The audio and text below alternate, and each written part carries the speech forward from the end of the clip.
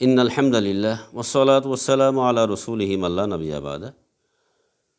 সম্মানিত দর্শক, শ্রোতা মুসলিম ভাই বোন, আজ আমরা আলোচনা করব টাকনু বা পায়ের গোড়ালির নিচে কাপড় পরার শাস্তি সম্পর্কে।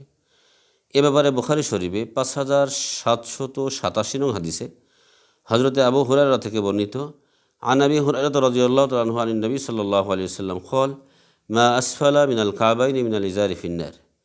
নবীজি সাল্লাল্লাহু আলাইহি ওয়াসাল্লাম বলেন, উপর থেকে পরিধেয় বস্ত্রের যে অংশ পায়ের গোড়ার নিচে থাকবে সে অংশ মূলত জাহান্নামে যাবে। হযরতে আবু হুরায়রা রাদিয়াল্লাহু তাআলা থেকে এ ব্যাপারে আরও একটি হাদিস, যা বুখারী শরীফের 5788 নং হাদিস। নবীজি সাল্লাল্লাহু আলাইহি ওয়াসাল্লাম বলেন, লা ইয়ানজুরুল্লাহু ইয়াউমাল কিয়ামাতি ইলা মান জাররা ইজারুহু বাতরা। যে ব্যক্তি অহংকারবশত ইজার বা পরিধেয় বস্ত্র ঝুলিয়ে পরিধান করবে, কিয়ামতের দিন আল্লাহ তাআলা তার দিকে রহমতের নজরে তাকাবেন না।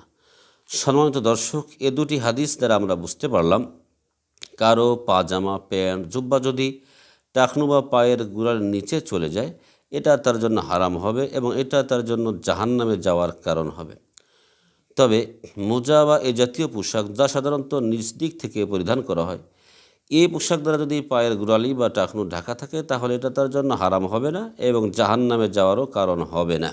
সম্মানিত দর্শক, অনেকে শুধুমাত্র নামাজের সময় প্যান্ট পায়জামা ভাঁজ করে গুছিয়ে রাখে। মনে রাখতে হবে, এটা শুধুমাত্র নামাজের সময়ের জন্য হারাম নয়, বরঞ্চ নামাজ এবং নামাজের বাহিরে সবসময়ের জন্য হারাম।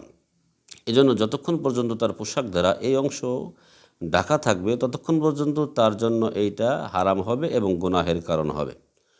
অবশ্য মহিলাদের ক্ষেত্রে মাসালাটা এর বিপরীত। যেহেতু মহিলাদের সতর হলো মাথার তালু থেকে পায়ের নিচ পর্যন্ত, পায়ের পাতা পর্যন্ত, এজন্য পায়ের কোনো অংশ যদি তার খোলা থাকে, এইটা তার জন্য হারাম হবে এবং জাহান্নামে যাওয়ার কারণ হবে।